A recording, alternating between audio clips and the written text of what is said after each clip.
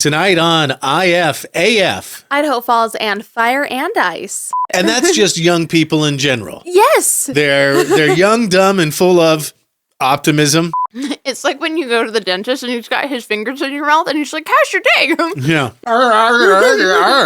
And the main demon in charge looks at his list and says, it was the Mormons. Yes, I'm sorry, they were right. Anyone who is expected to be represented by a local politician should be interested in this case because it sounds like there might be some shady dealings. IFAF, Idaho Falls Local, Independent, Alternative Media, with Mike Nelson and Karley Morgan. Welcome back, and good evening, ungovernables, outliers, and independent thinkers. We're so glad you're one of us. Hey, hit the like button, subscribe, follow, rate, comment, whatever you'd like to do to let the algorithm know you're kind of sort of thinking about committing to the idea of Idaho Falls infotainment, opinion, bad jokes, and dad jokes. And all the other crap we've got going on here. On tonight's episode, what are we doing? Oh, more facts about the state that we live in. That's Idaho. Apparently there's big change coming to those Costco hot dog combos. Have you heard about the Pocatello land grab? You should. Every Idahoan should hear about this. And a full review of my very special birthday. Including the Book of Mormon Behind the Zion Curtain. And the Grand America. And we'll have the winners of the Driggs Snowscapes competition. You got to see these. I've been seeing these ads for a new email newsletter, and I have to wonder, is this 2005? Oh, I mean, like, does a scary girl stand at the foot of your bed if you don't share it with 5 people? No, this is one of those, give us your email address, and we'll send you a digest about things to do with Idaho Falls. And I'm actually going to sign up for it to prove myself wrong. Oh, because I love that idea. I'm already signed up for one. If I had to give a glowing endorsement for an email newsletter, it would be this. If you want yesterday's news tomorrow, sign up for this email newsletter. Right. Right? That's fair. Or if you're a regular person, stare at your phone for 5 minutes a day. Yeah, on any social media platform. After and dinner. You'll see the same thing. Yeah. I just don't get why that's still a thing that people are still doing and offering it as if it's a service. Well, you know, I'm sorry. I get a lot of emails in my inbox that I don't stare at anyway. What's one more? Right. Yeah. Right. And it makes you feel like you're plugged into the city. But you're not, though. Yeah, but if you're relying on an email newsletter for information, you're living on, say, I don't know, grandma time. Well, you know what? Now, what's this AI nowadays. I've been hearing about? In fact, let's jump right into it. Yeah, why not? Speaking of AI, the reason we're dressed to the nines. Well, Karley is to the AIs. Right. I got the t-shirt and the sport coat on. But Karley went all out. I did. I even stopped by Joann Fabric and made a little accessory for my thing. We attended the opening night gala of the Artificial Intelligence exhibit at the Museum of Idaho. My experience was, oh, hey, some neat AI stuff. Karley's experience was much different. It was her complimenting other ladies on their attire and other ladies complimenting Karley on her attire. Which, if you ask me, is the perfect night. Yeah. You know, anytime a gal's like, oh my gosh, I love this thing, and I can say, oh, you like it? I made it. That's everything I live for. Who are our new friends tonight? There was Marley. And Katarina. Yeah, who had the best suit, by the way. She looked really good. Yeah, and Marley looked really good, too. Both of them went with, like, a black motif, which is always so classic, by the way. Karley just was approached by, we were both, because I was with Karley. Yeah. So we were both approached, but then suddenly I was third wheeling it so hard. It started with, oh my God, you guys, I recognize you from the podcast. Right. And then... and then it was all just, hi, how are you? Oh my gosh, let's be friends. No, it was super cute. And, thank you so much, my good friend Stephanie Lucas. She and I go all the way back to the top 40 station here in town in the 90s. Mm-hmm. She introduced us to a few people tonight. Right. A couple of her coworkers from Local News 8. One guy who was double booked because he came from the Chocolate Festival in Pocatello. Had I known about that, what? I know. We wouldn't have even bothered. Just kidding. We would have. Also, some fine people from the zoo. Uh-huh. And a couple of other people. So it was... Which also, can I really quickly write a not a stripper note to Calvin's wife? Oh. I gave him a little hug at the end, and I left a ton of glitter because, thank you, Joanne Fabrics. I'm pretty sure they just spray the glitter on, and it does not stick well, except to other people. There's a trail of glitter out the studio door right now. You have no idea. I've left it. It's like Galinda. Everywhere I go, it's glitter. Uh-huh. But anyway, I gave him a hug. I left some glitter on his shoulder, and I gave him a couple of wipes, and I was like, I'm so sorry. I don't want your wife to think anything. And he's like, yeah, can you write me a not a stripper note? And you Here know it is, what? Calvin. Yeah. Well, okay, so my dad works at the Civic, and he ends up coming home covered in glitter all the time because, shockingly, dance costumes have a lot of glitter on them. And the number one joke my mom goes to is, oh, did you go somewhere else after? Let me see your pocket. You got any ones in there? Right. But we were greeted at the front. There was Jeff, the executive director of the museum. Yeah, with Kim as well from the INL. Yeah. And he waved, said hi, and said, hey, I listen. And what I said was, oh, great. What I thought in my head was, oh, shit. And here's why. We kind of wanted to be, maybe I'll just never be happy, Carl. We wanted to be not anti-establishment because, we're professionals. Sure. But maybe a little on the side of counterculture. We wanted to fly under the radar here a little bit. Yeah. And here we are hobnobbing with, museum directors and Local News 8. Yeah. So, do we live in both worlds? I kind of think we do. Maybe. Yeah, maybe we are trans-dimensional beings. I'll think of it that way. Yeah. Anyway, Jeff, thank you for listening and thanks for the kind words. We really didn't go out to be complimented tonight, but it happened. Maybe you didn't. and I do want to take a pause and just say, because we have, especially if you remember a year and a half ago, we were begging for every like and comment we could possibly get. Right. And now we've got it. We've got all of our wildest wishes have come true to the point where we've had to turn comments off for some posts and just go, okay, internet, do your thing, Right. Once we do our art here in this room in front of these mics, and then we send it out and it's not ours at that point, it's yours. Yeah. But, I was kind of like, okay, universe, show me a sign. Should we keep this going? Should we keep doing this? Right. And now that we have, go ahead. Yeah, now that we've made it, to a certain extent. Right. Yeah, 2,000 followers on Facebook. I think we're currently at 666. That's what I was going to say. Now that we made it to 666 on YouTube. El Diablo. 1,200 on Instagram, which isn't a lot, but it's enough to go, oh, okay. If we stop doing this tomorrow, there might be some people who noticed.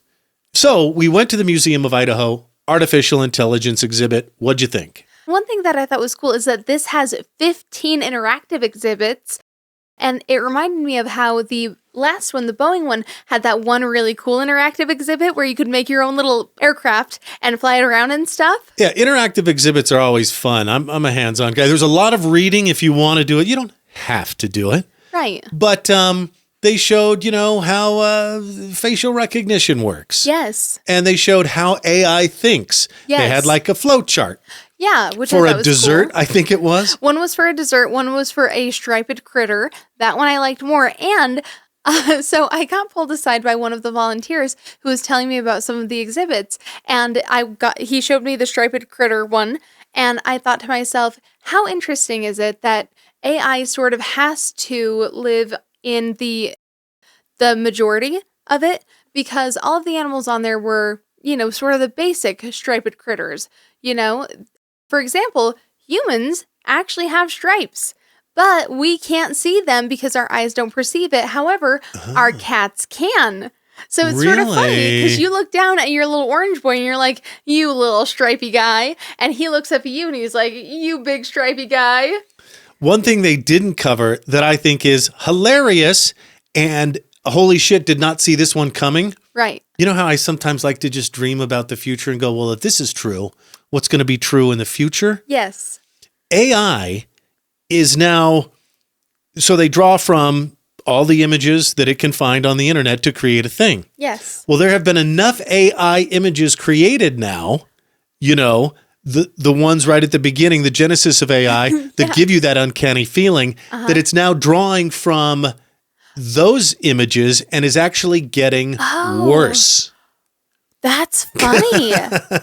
Right? It's I did not put that on my bingo card for this year, dang it. Think of the movie Multiplicity with Michael Keaton.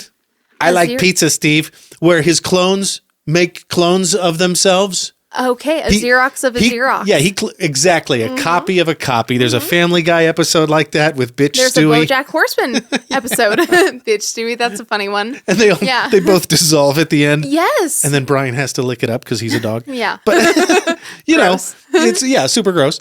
But I thought that was a funny, sort of unexpected, oh yeah, that's going to happen now. Like the lines between AI created content and reality might become blurred. I don't know. Yeah. But overall, I thought the exhibit was good for people who aren't, if you're a dude between the ages of 20 and 60 that constantly plays with the AI stuff like I do, right? You may not be impressed with the facial recognition and expression recognition and voice to text and text to voice kind of stuff.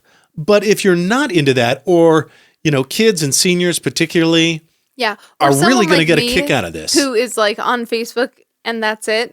Yeah. Yeah. Yeah. If you're not a techie, you're really going to get a kick out of it. Mm-hmm. So thanks, Museum of Idaho, for having us. Oh, and can I say too, I loved all of the movie posters everywhere. Bicentennial Man, Terminator, Her. All Odyssey 2001. Of AI in pop culture. Also, their mention of Mary Shelley, the mother of science fiction, by the way, with Frankenstein or Frankenstein, depending on who you are. Frankenstein! Yeah. Yeah, I thought those were some cool little additions that they didn't have to add, but I'm glad that they did. They talked about Alan Turing and the Turing test. And just I like to get my learn on. Yeah. Oh, and fun fact, Mary Shelley actually learned to write her letters with her dad at her mother's grave. He would take a paper with them and she would trace her mother's tombstone to practice her letters, which is real morbid. And also kind of, I think, explains a lot of her writing. Yeah. D is for dead. Yeah. M is for mom. DM means dead mom. G is for grave. I think there is sort of a morbid, I see it around Halloween every year on the memes pages. Isn't there like a morbid alphabet? Oh, I'm sure there is. For Wednesday Adam type kids. I'm sure. Well, and speaking of slightly morbid things, we ran into the zoo guy. Yes, the zoo director. That was another person Stephanie introduced us to. Right. And we've seen him all over. You see, the guy. He's the guy at the zoo. Yeah. But we talked about Bat Night, my favorite night of my favorite multiple nights of the year, but the night all about my favorite critter. Yeah, and I think that's his pet project, pun intended. And he was thrilled to know that you were a fan. Right. First one's going to be toward the end of June. Mm-hmm. And I think for the first one, we have to take Maddie Danger. Oh, yeah. Yeah. Because when we met up for the Roddy Radio thing, she was like, oh my gosh, I've heard about Night. I went once. I want to go again, but I haven't heard anything since. And I was like, well, you know what, gal? When I hear, you'll hear. So, Maddie, here's you hearing. Mark your calendar. Yeah. Do Goths use calendars, right? Yeah, of course. They're just black. Yeah. Yeah. Mark your black and white calendar. Yeah. For the end of June. In red ink that looks like blood. Bring old Muskie, too. Yes. Dude's hilarious. Fun. Quick plug for our bonus minisode that came out Friday morning with attorney Nathan Olson, who's representing the two main families who are at the heart of this lawsuit against the city of Pocatello and two different developers. Right. Regarding the land around the I-15, I-86 interchange. Mm-hmm. And the documentary that premiered last Friday night as well, called The Great Pocatello Land Grab. Yeah. What a wild story. So check out that bonus minisode. It's a little, off format for us, but it was really great to hear exactly about the case straight from the horse's mouth. Well, and Nathan is also in this documentary. Yes. Well, and also, is it really off-brand? Because I think we're all about speaking truth to power.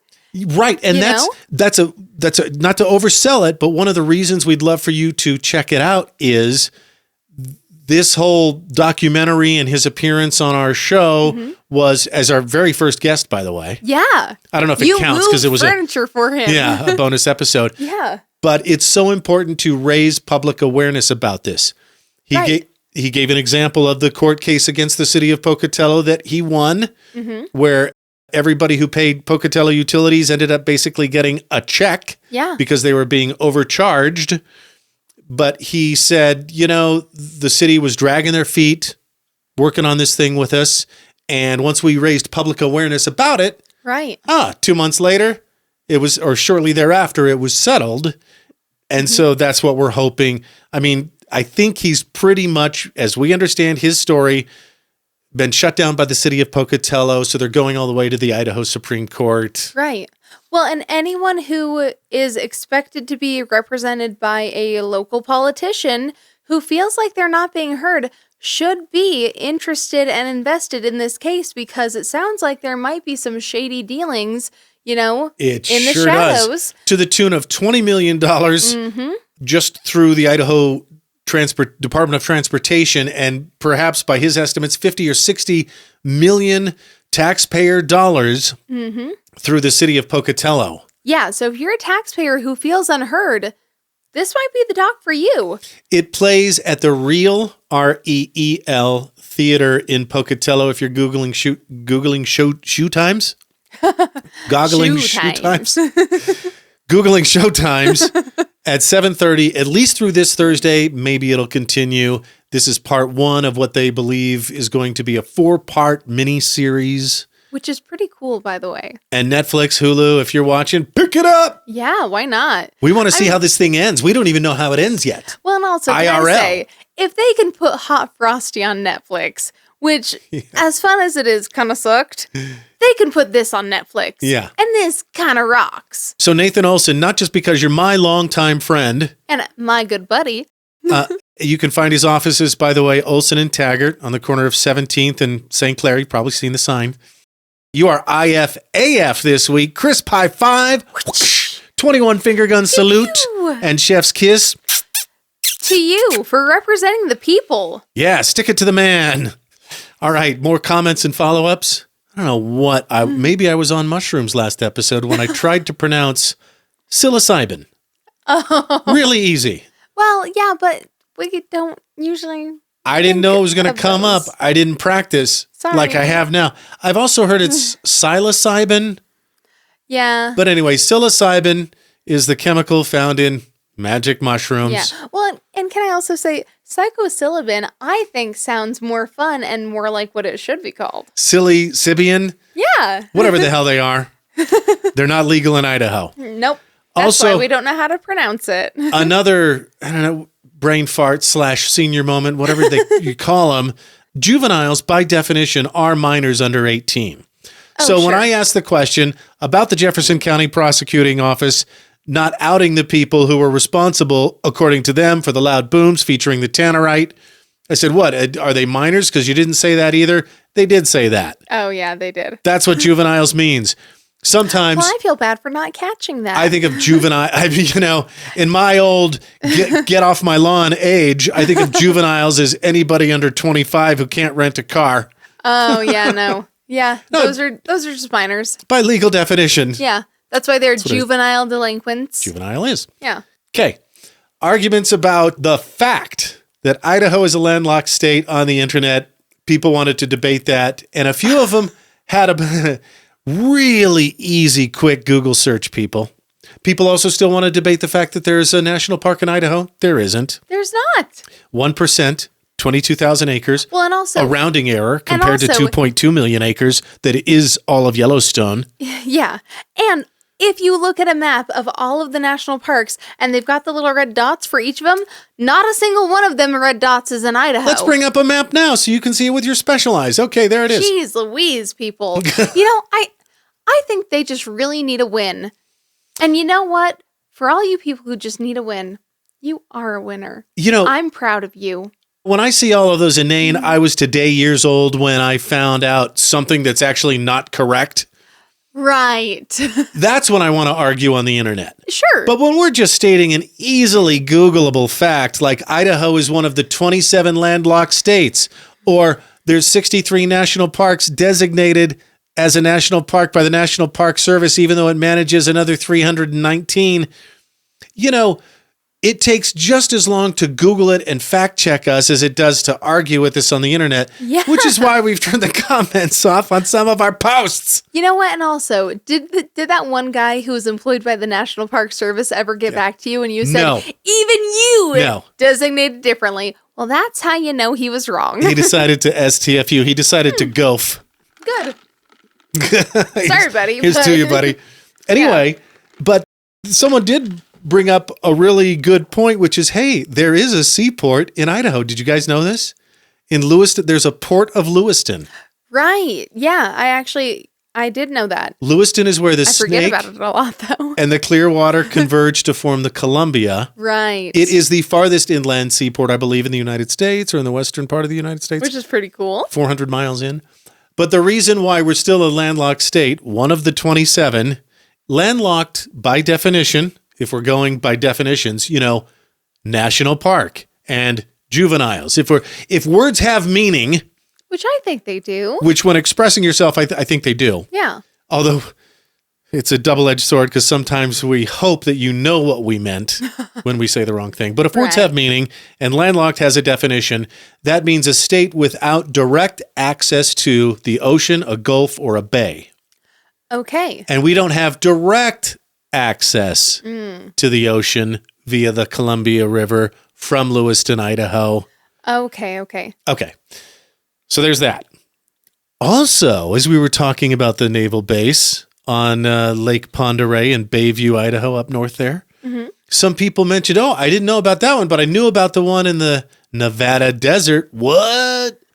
And I guess there's one out by Arco somewhere. Does that sound right? Or are you referring to the submarine testing place that they had out by the site? Oh, what? Years ago? Because years ago, this town was, I've told stories about cool too, though. having to compete with the Navy guys. Right. For all dates. The ladies. Yeah. Having to compete with Chuckers players and Navy guys. Oh, you poor thing. Especially because both of those groups have really great pants. Yeah. And really, that's all a dude needs is a good set of pants, So anyway. Shows off the goods. There might be others that we don't know about. Oh, and we were talking about things things that Idaho was famous for. And did you know the guy who invented the Zamboni grew up, he wasn't born here. He was born in Utah. Okay. Then he moved to Lava Hot Springs and was there from like age 1 to age 19. Whoa. The Zamboni of all things. It makes sense though. Does it? Yeah, I guess. Yeah, and now I understand why Checking It Twice placed all of the hockey fans in Idaho. Because they thought, well, the guy who made the Zamboni lived here for most of his young life, so clearly Did they Bear love Lake hockey. ever freeze completely over in the winter back in the day? I sort of wonder. Got the idea? Also, let's not forget finger steaks. Finger steaks also invented in Boise. Lightly fried little... I love finger steaks. Pinky size... Genius, by the way. I thought for sure that was like a Philadelphia thing because they had, the Philly cheesesteak. So like, how far away is that from just, taking those little Philly cheesesteak strips and just tossing them in the fryer, It just seemed like a back east thing, but I love that they were made here in Idaho. Milo's in Boise, I think, is still standing. And that's the original home, or... Oh, well, if we go to Boise anytime soon. It's a matter of some debate whether Milo himself came up with it or he stole the recipe from somebody else, but...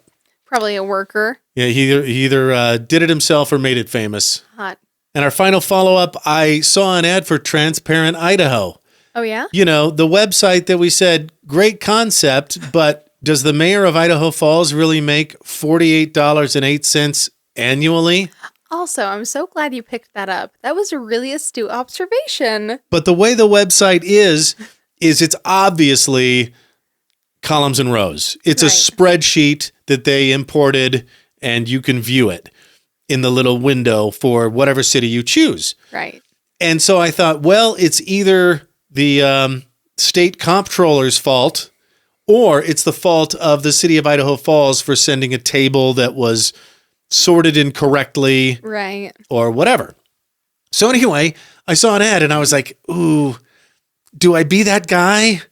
And I was that guy. You were that guy. I said, hey guys, great concepts. I mean, it was right in front. I wasn't going to say anything. I wasn't going to contact the state and if the CFO ad is being or delivered right to you. It was right to me. Yeah. Targeted right. Right. Facebook was listening. Well, and also clearly you are their target audience. So if you notice something, you should say something. I like to use things. I like to use products like a consumer. Yeah, right. And 9 times out of 10, you'll find something wrong with it because the people that developed the product didn't use it like a consumer. Right. I get sick of our own podcast because I listen and go, oh, okay. No.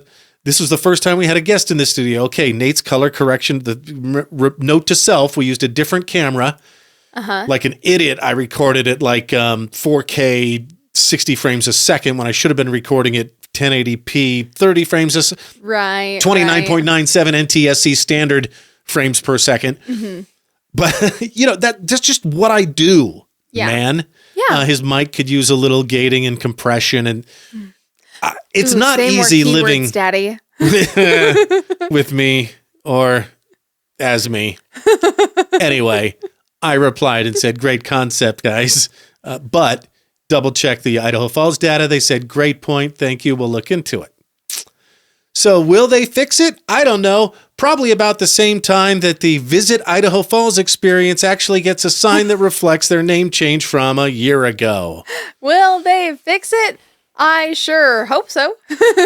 Looking for a new restaurant for dinner? Feed the whole family at Red's Grill. Red's Grill is a delicious and affordable dinner hotspot. Enjoy over 20 different gourmet burgers with tasty fries, fresh salads, sandwiches, and more. Like the Viking burger, super stacked so high they have to spear it with a steak knife. Feed the whole family affordably at Red's Grill inside the Shiloh Inn, Idaho Falls.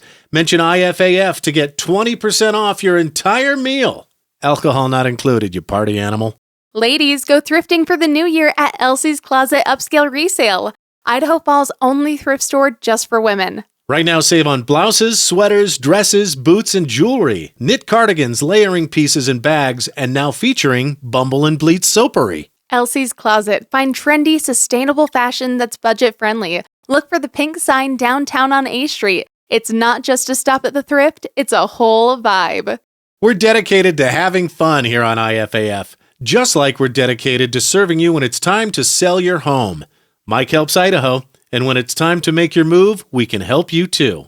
We know Idaho Falls, and we know the current real estate market. We'll guide you through the process with ease and confidence. And we're backed and brokered by Keller Williams Realty East Idaho. Looking to sell your home in 2025? Make your move with Mike Helps Idaho. Link in post. Do you want locally raised beef to feed your family through the winter? Right now, Virgin River Land and Cattle Company is offering 25-pound butcher boxes with steaks, roasts, and ground beef. You can have your very own farm-to-table experience. Find Virgin River Land and Cattle Company on Facebook. New customers use promo code IFAF to save 15% on your first purchase. Proud to donate $500 to the Snake River Animal Shelter for every Spud Kings home game hat trick. Who would you rather rely on for your Idaho Falls fiber internet service? An out-of-state company or the best local choice, QuickNet? Right now, get QuickNet's Crazy Fast 250 service for $37 a month or their Crazy Fast Gig service for $49 a month. Unlimited data, no setup fee, no term contract, net neutrality, and hometown-friendly support. For Idaho Falls Fiber, choose QuickNet. New customers, use code IFAF to save 15% on your first 3 months. Do you love Idaho Falls as much as we do? Show it with a unique homegrown hometown tee from Teton T-shirts. Including these cool vintage versions of the Civic Auditorium, the West Bank, and the Water Tower. Our famous potato sack design and the classic I Heart IFT. Check out Teton T-shirts. These exclusive designs are not available in gift shops. So head to TetonTshirts.com, link in post. Created in Idaho Falls for Idaho Falls. All right, back at it. Cool cats, sly dogs, jet setters, trendsetters. Idaho Falls, IFAF. I like that fade out, fade away. That's fun, It needs like a pool splash. Yeah. Yeah. Yeah, I like that. We're a little late on this, but we want to show you, just for the record and for the eye candy, the winners of the 13th annual Driggs Snowscapes competition, where everyone's a winner. Because it really is cool. Well, yeah, because we all get to go in and see how cool this is. Well, we don't have a beach here. We can't do sandcastle competitions. Sand But we sculpting. can do this. We can do this. The People's Choice and the Kids' Choice was for Team SF Snow Angels and their sculpture, Guardian. Yeah, which was such a cool one. And I could have sworn that I saw an illustration of this somewhere. It looks haunting. I don't know if hauntingly familiar or not, but She's very a pretty cool. little fairy lady with a mushroom hat and a little frog on top of her head. Third place by Team on the Rocks, Dirt Pack. Mm-hmm. Is that 4 wolves? I've heard of 3 wolves howling at the moon, but 4? I mean, that's something. You get out of here. That's a whole family of wolves. That's a wolf pack on that dirt pack. Second place by Team Winter Storm Warning, Turtle Island. Which was a cool one. I really like how friendly the turtle looks. I know there's that whole legend of the earth sitting on a turtle's back. Yeah. You know? Yeah. I think that's the universe that Stephen King's It lives in, weirdly enough, where the turtle is the god of it. It's weird. Huh. As weird as it is, that's weirder. Then first place by Team Nobody Snows. I love a good pun. Natural Selection.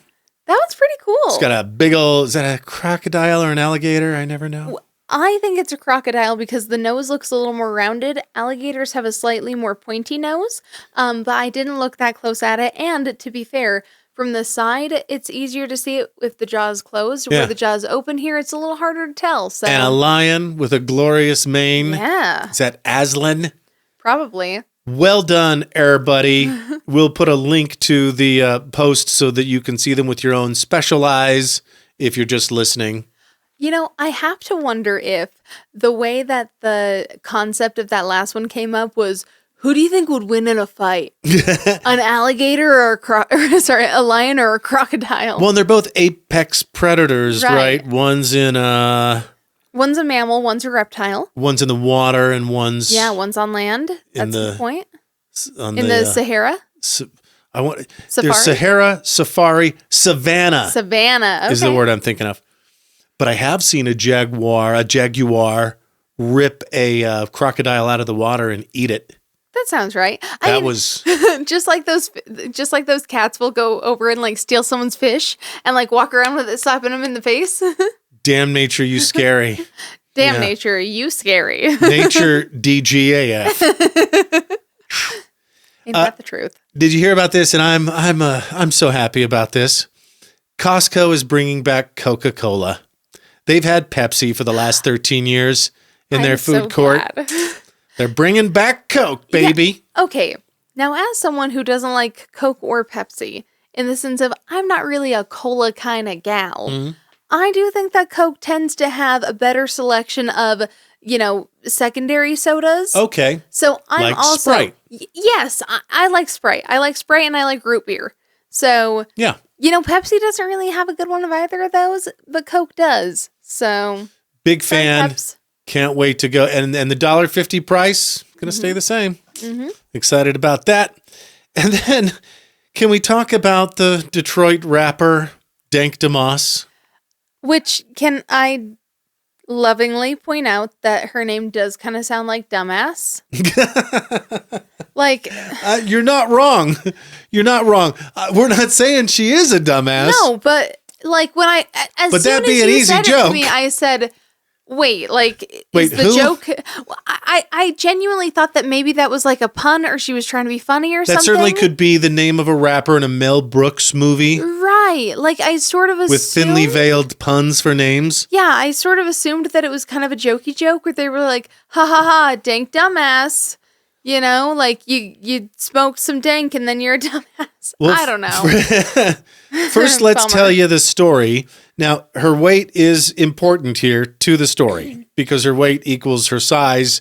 And for you to visualize this experience, it's important. Mm-hmm. She is anywhere you look, she's in between 550 pounds, 554, and 489. Right. So she's living that 500-pound life no matter which way you slice it. Right. She called a Lyft. I think that's also not an Uber. I want to get our names right here. She called a Lyft. The guy that showed up, we believe, was in a Mercedes C-Class. That's the compact sedan. Mm-hmm. Now, I don't have a Mercedes C-Class, but I do have the Honda Civic of the luxury car world, the BMW 3 Series. Right, right. And before you think I'm flexing, it's 15 years old. It would be in high school by now. But I do... It'd probably be going to parties and, like, stealing the other kids' parents' booze. Having some dank. Yeah, right. Like a dumbass. We're talking about two different things here. We're talking about someone's feelings, and we're talking about logistics. But I'm pretty sure I don't think a person her size could fit in my back seat, which is where she was going. Not very comfortably. When the Lyft driver locked the door and said, no, sorry, I'll refund your money, but I can't take you on this trip.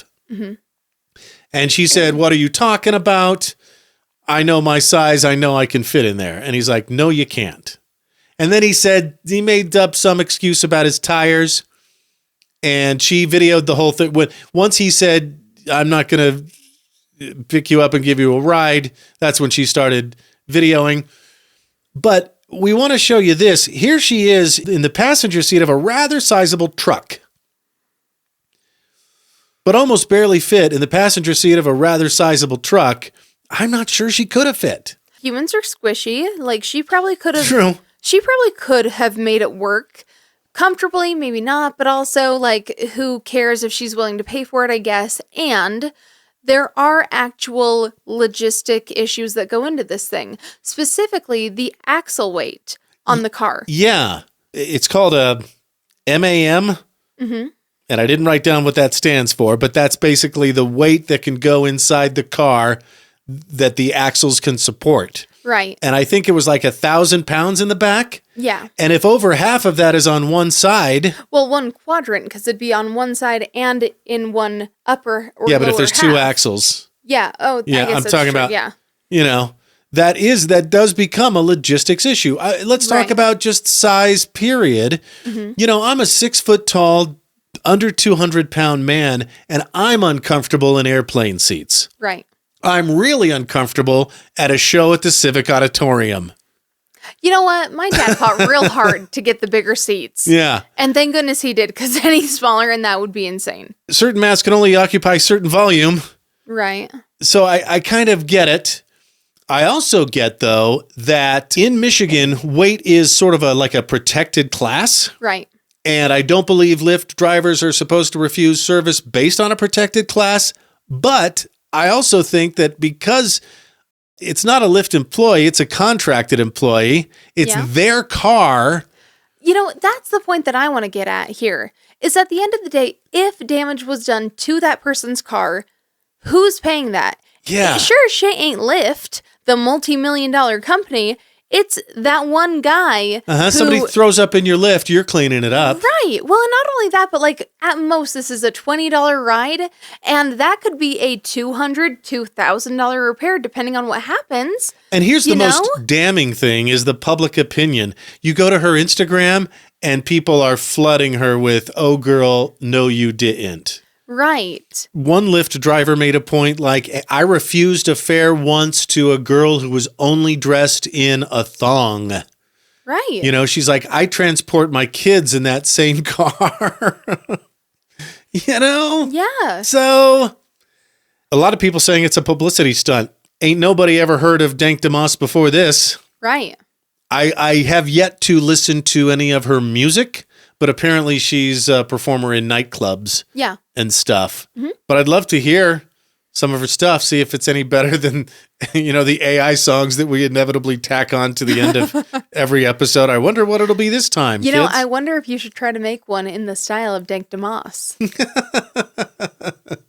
Maybe we will. I liked last episode's AI song. Yeah. I just I wrote it after the episode. We were talking about how cold it was. Mm-hmm. And by the way, it did end up being about a 2-week cold snap. And can we all agree we're grateful to be back up into the double digits? Yeah. On the positive side. What a difference it is between 10 above and it was like 35 above when we left Museum of Idaho tonight. Oh, it was actually really nice.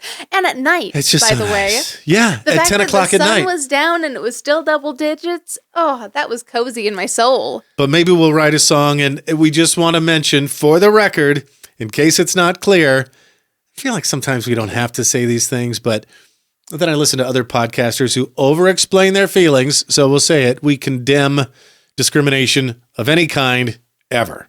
Right. All right. I am really intrigued to see how this case will play out. Yeah. I'm hoping that the guy who just didn't want his stuff to get ruined doesn't get totally boned in this. But you know what? I hope what happens is that Lyft is now responsible for taking care of car repairs. Right. Yeah, actually has to protect their employees a little. So it's finally here. We get to talk about your B-Day trip. It was so fantastic. We were talking about the Book of Mormon. Yeah. Always wanted to see it. Yeah, well, and as an Exmo, it's something that I was kind of intrigued by, especially because when it first came out, I was fully in it, and I was like, how dare they? And then I went and saw it, and I was like, okay, this is hilarious and super fun. Well, we might as well start from the beginning, which is Trey Parker as a college student in Colorado. Right. Who encountered several people of the LDS faith. And, look, I mean, he's an equal opportunity offender. We know that. Mm-hmm. He'll make fun of everybody and anybody. Right. And do it in a hilarious way in pretty much everything. South Park. What's the All About the Mormons episode, season 7, episode 12? Dum dum dum dum dum dum. Yeah. And then what Karley didn't know, did we watch Orgasmo before or after? Did. We watched Orgasmo first, and I think that was the first movie that they did, correct? Yeah, well, it was actually Trey Parker's second movie because he did Cannibal the Musical. Oh, which we still haven't seen. It's great. And I love me a musical. Yeah. So, I love me a critter. And I love me a musical. Spadoinkle. That's why I love cats so much. You are going to love Spadoinkle Day. Oh my gosh, I can't wait. It's a runaway hit. And it actually starts with that, I think, and the whole rest of the musical is downhill from there. I mean, let's watch it tonight after the show. But Orgasmo is basically the story of an LDS missionary who becomes unwittingly a porn star. Yeah. But not really, but kind of. Kind of. Which, okay, so am I to understand here that Trey Parker was not actually a Mormon? He just encountered them and thought they were fascinating? Correct. Okay, that explains a lot because he gets a lot of things totally wrong about Mormonism. Yeah, and I just want to mention that even before all of this, I refer you to South Park Season 4, Episode 10, where the kids are in hell and the new arrivals ask, well, who was right? Because there were a lot of surprised people there, obviously. Right. And the main demon in charge looks at his list and says, it was the Mormons. Yes, I'm sorry, the Mormons, everybody. They were right.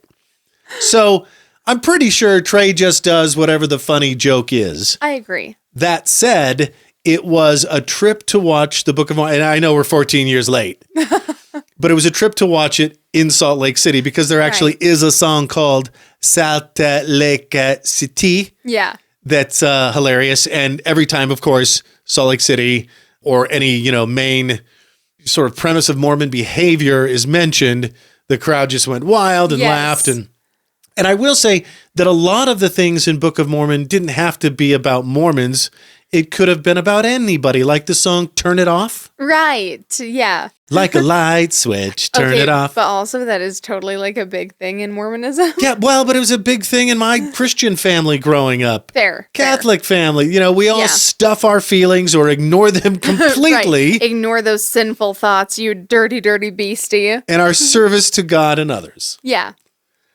So that's my quick review. What about yours? Okay, so like I said, I did used to be a devout member of the Mormon faith, and there were lots of parts of it that I definitely saw, and I was like, dude, like, did you not do any research? I was a little offended by the fact that they were announcing where the missionaries were going after the MTC. That's not how it works. Right. Like, there was a huge part of me that was like, you don't even know what you're talking about. How dare you? There's a scene about the spooky Mormon hell dream.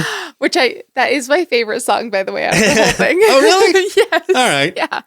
But you were upset that they didn't mention outer darkness. Yes. In the entire thing. Okay. Yeah. So that was another big thing. So in Mormonism, there's not really a hell. Like we colloquially will refer to it as hell, but the actual technical term is outer darkness. And there's no like hellfire or brimstone or like devils poking you with their pitchforks. But that's what this depiction totally was. Right. Yeah. But like Mormon hell is just black. It is being away from God, and that being the true punishment. Almost like, as Taylor Swift didn't originate but made famous, the expression, the opposite of love isn't hate, it's indifference. Yes. Just being completely isolated. Yeah. I mean, that may be scarier than... It's basically solitary confinement in the dark. Like, my worst fear would be going on a spacewalk in outer space and being disconnected, like Dave at the end of 2001, spoiler alert. Well, I mean, it's only from like, the 60s? 1969. Yeah.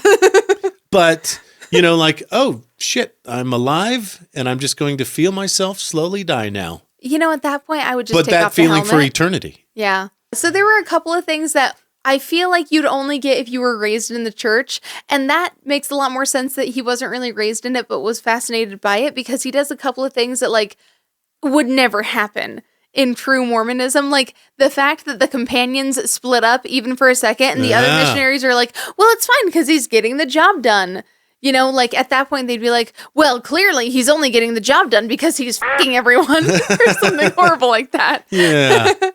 But yeah, so there were a few cute, like in Orgasmo, there's a really cute exchange between the man on his mission, who's Trey Parker, and his girlfriend back home who's waiting for him. Right. She always says before she hangs up, Jesus and I love you, which I actually thought was super cute, super sweet. And in the Book of Mormon, the Josh Gad character talks about how his mom would always say, well, tomorrow's a latter day. Things that I'm not sure, I highly doubt. No real devout Mormon would actually say. Well, and I want to say this too.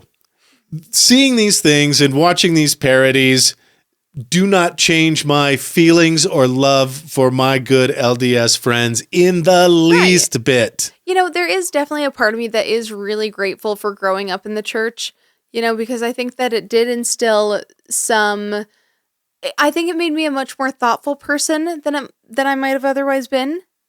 And I mean, I love Monty Python's Life of Brian. Right. I love Mel Brooks' History of the World Part 1, where they do the Inquisition. Yeah. Pretty much any faith can be parodied, and it's not really going to change my feelings. Right. I thought it was super funny, especially as someone who was raised in it. There were lots of parts of it that really rang true with me.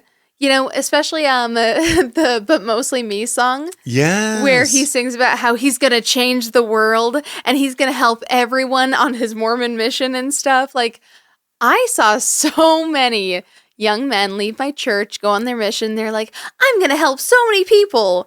It was that sweet and, so optimistic view.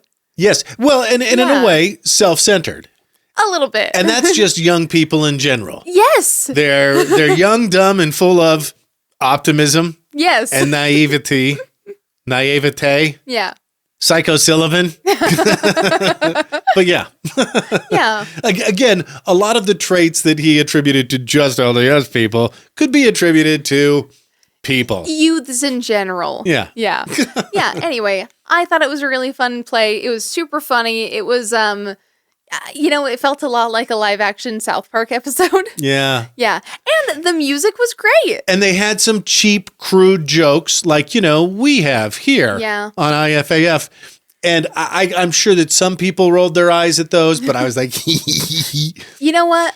One thing that really pissed me off, you're telling me that 15 years ago you didn't have Google Translate and you just had to come up with Hasadiga Ibowe instead of what it actually means according to the play, which it's a nonsense sentence. It is a nonsense phrase, yeah. Yeah, like it's not that hard to Google that phrase in like Swahili or Afrikaans or whatever language. I don't know what they speak in. Where did they go? Uganda? Uganda. Yeah. Yeah. I don't know. I feel like a butt. I should really know this. Should you? Did you go on your mission there? No, but I mean, like, I feel like a dumb American not knowing my geography. And maybe it was because the missionaries went to Africa on their mission, but there were definitely a few Lion King references in there. Yes. But then there were a couple of Star Wars references in there. Lord of the Rings. Mm-hmm. Yeah. Well, it's because one character is a huge nerd, which I did. Yeah. Which, by the way, if you don't know, Josh Gad played Olaf in Frozen. So you can put a voice to the name. And he played, this character who sort of slightly misinterpreted the Book of Mormon in order for people to receive it a little bit better. Yeah. I mean, at the end, a lot of people decided to embrace it. So good for them. Anyway, I think 2 thumbs up from us. Yeah. And can I just say that I was totally right about how I saw the picture of Josh Gad, and what a good actor, because he's so expressive in this still frame that I knew exactly how his character was. And I said, oh, he looks like a sweet summer child. And guess what? That's exactly what his character is. So you go, Josh Gad. And then while we were on a Trey Parker, South Park, Book of Mormon kick, Orgasmo, we also watched basketball. Yeah, and Primeval America, or American Primeval. Oh, yeah. Okay, so we watched Heretic, which the church doesn't approve of. We went to see Book of Mormon. So we've started, and we finished, right? Yeah. Yes, we started and finished American Primeval, and we did just barely start Under the Banner of Heaven. With Andrew Garfield in it, by the way, which I was not expecting, but okay. Back to American Primeval. Is that Netflix or Hulu? Netflix. It's about the Mountain Meadows Massacre. Yeah. It stars, Brigham Young is a pretty big figure in this. Fictionalized account. Yeah, I will say. So is Jim Bridger. I could tell pretty quick into it that it was like dramatized and a little bit more than, there's no way they would have known some of this stuff. But I think Yellowstone is such a big deal right now. Right. My mom keeps telling me to watch Yellowstone. I think we need to watch it.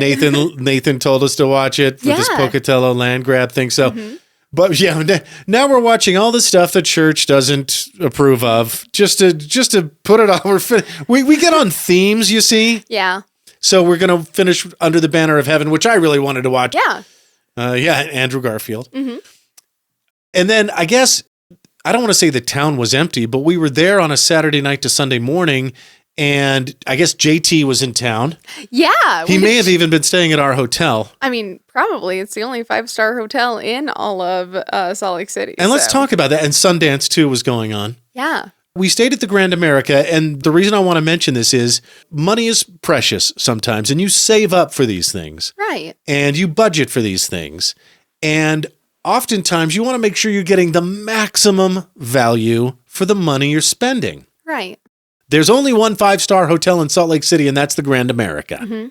There are other 5-star hotels in Park City. Right. And Southern Utah, but they run $1,500 to $3,000 a night. Right. So Grand for America a fraction of the price, you get to be in the big city, baby. Is $300 a night, and if you use your Hotels.com one-key discount rewards, it can be $250. So you can get a sick deal. It's a great value. And then they've got this at least citywide famous Sunday brunch at the Laurel Brasserie right downstairs. Like, you don't have to leave the hotel. Yeah. There's a sundry shop. There's a bar. There's a restaurant. There's high tea.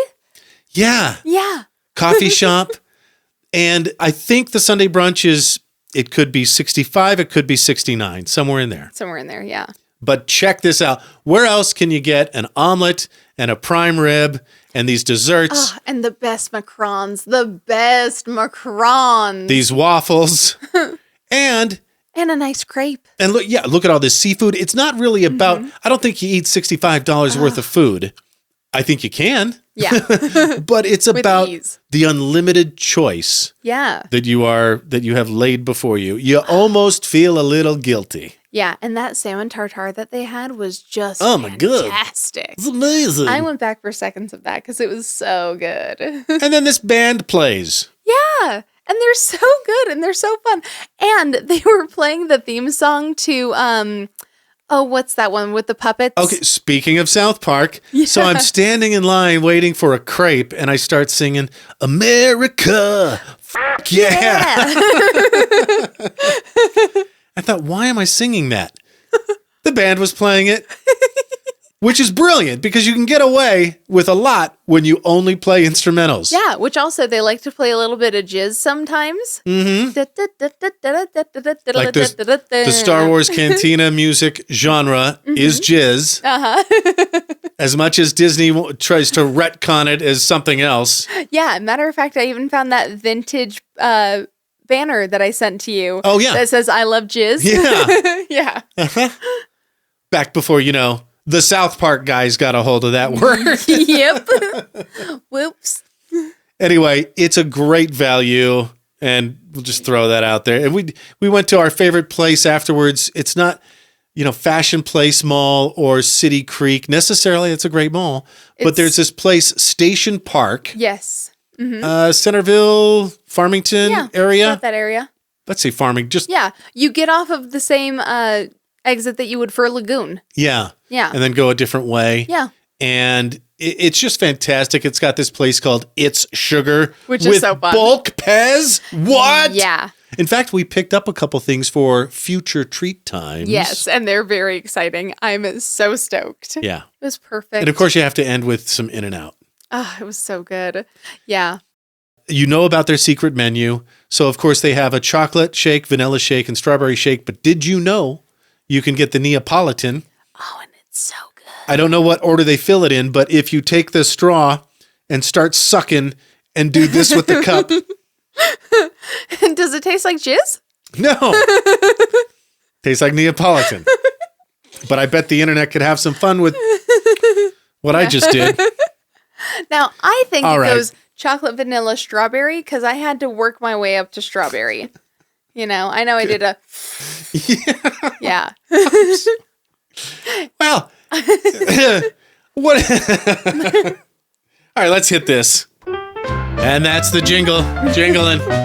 It can only mean one thing-a-ling. It's treat time, such a neat time.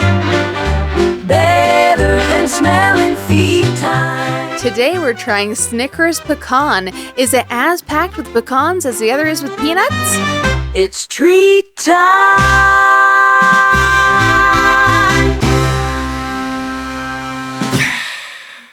Jazz hands, spirit fingers. Funny story behind this. I thought I got one like a month ago. Right. Looked down at it the other day. I think it was in with the Snickers pecans, but it was a regular share size Snickers with 2 bars. Right. Like someone had picked up the original and had seen that and set that one down and picked up one of these. And then, so I had one of those moments where, am I high? Was I on psilocybin? Psilocybin. Psilocybin? One of them. But no, yes, Snickers pecan bars exist, and we're gonna try one. Damn it! And can I point out how nice it is that this is segmented into 2 parts? Because then we don't have to share size. Yeah, well, and how great it is to share. I want you to have the first bite. Oh my goodness! I know, you lucky boy. Does this live up? Where's these nuts? Tain't no nuts? I don't think I got any. Give me a nibble. Are we sharing the same one? Yeah, let's share the same one. Great. Then they can prove that we're in the same studio, because look, that is a Mike-sized bite. Okay, wait a minute. But right through the Snickers vein. But what I am getting is that pecan flavor. Do they just put pecan pie mix in with the... Oh, I killed it. That's okay. I'm a dick. Okay. I'm feeling nut particles with my tongue. I'm there are not. nuts in here. They're just very, very, very small. Okay. I guess I was expecting them to be more intact. It's like when you go to the dentist and he's got his fingers in your mouth and he's like, how's your day? Yeah. So what have you been up to? Right. We'll finish and then it does have a really nice like pecan aftertaste. Mm-hmm. I don't know about you, but when I was a kid, pecan pie, no way. I loved pecan pie as a kid. But now my palate, I don't know, it's changed, more refined, whatever. Mm-hmm. I do kind of like that nutty taste. It's a bit nutty. See, I liked the maple to it. Because when I was a kid, one of my favorite treats was like a maple eclair donut.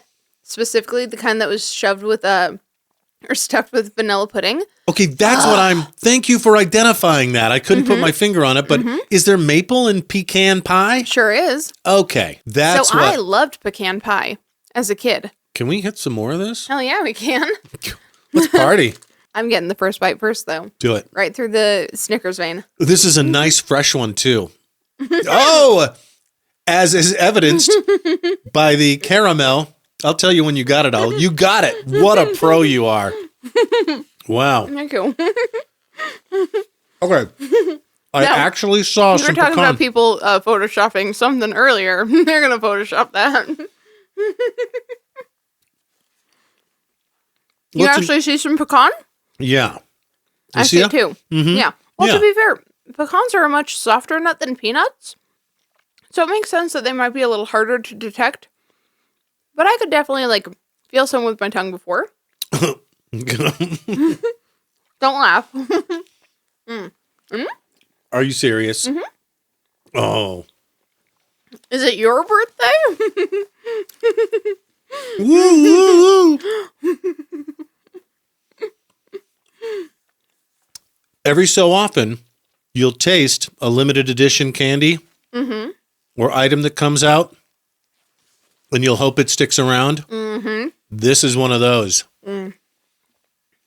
I would have say this. That? The thing that I think of are those Snickerdoodle Flips pretzels. Oh, Those ones we had for treat time at Christmas. they were so good.